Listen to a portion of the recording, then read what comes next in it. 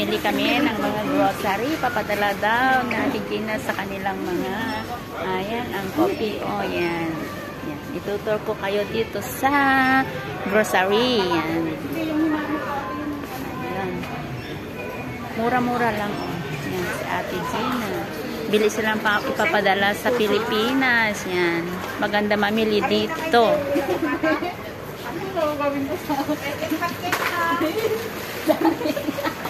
Padala ko sa Pilipinas yung harina. Kagatawa naman si Ate Luz, papadala daw ng harina doon sa Pilipinas. Di ba bumibili na ako?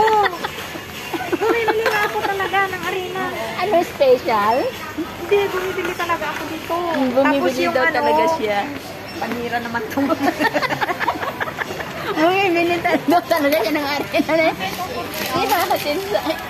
Panira Isisend sa Pilipinas. Itong ano na to. Ayan. Bye.